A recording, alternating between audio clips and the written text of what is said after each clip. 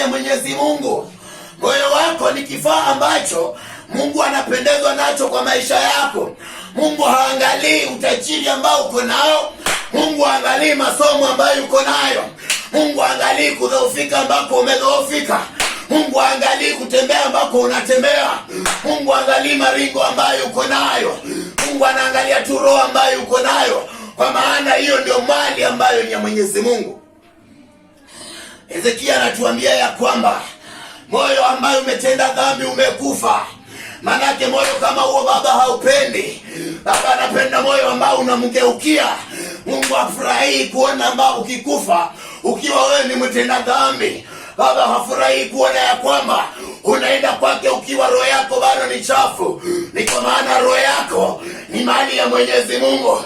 Ni kwa maana roho yako ni mali ya Mwenyezi Mungu. Kwa hivyo ninataka nikwambie siku ya leo, takasa moyo wako uwe moyo safi. Takasa moyo wako uwe moyo wa kupendeza Mungu. Manake moyo ambao uko nao ni mali ya Mwenyezi Mungu. Bwana asifiwe. Kwa hivyo kikubwa, tutakase mioyo yetu, tusafishe mioyo yetu. Na niko na imani ya kwamba mioyo ambayo imetenda mema, mioyo ambayo inampendeza Mungu, ina makubwa na ina furaha zaidi. Manake yale ambayo Mungu amepanga katika maisha yetu, Mungu anaangalia tu mioyo iko namna gani, ndiposa Mungu aanze kuachilia baraka zake. Bwana asifiwe. Amen. Kwa hivyo hapo na imani ya kwamba tutaweza kuzingatia katika maisha yetu.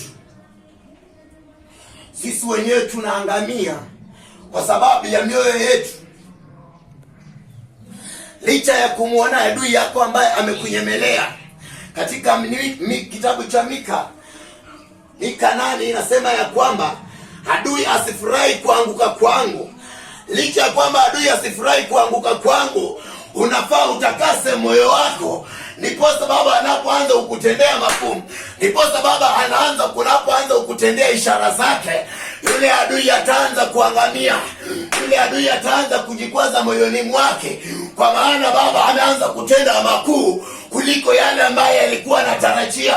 Kwa maana Baba ameanza kutenda ishara kuliko ambaye adui alikuwa anatarajia. Kwa maana moyo wako unapokuwa safi, moyo wa kumpendeza Mwenyezi Mungu, Mungu naye anakuwa na furaha zaidi.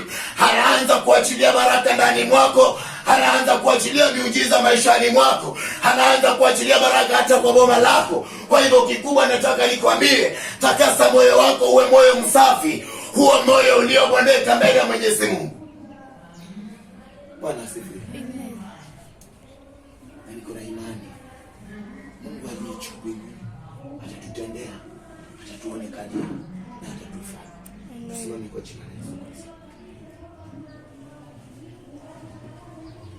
Hakuna Mungu kama yeye, hakuna Mungu kama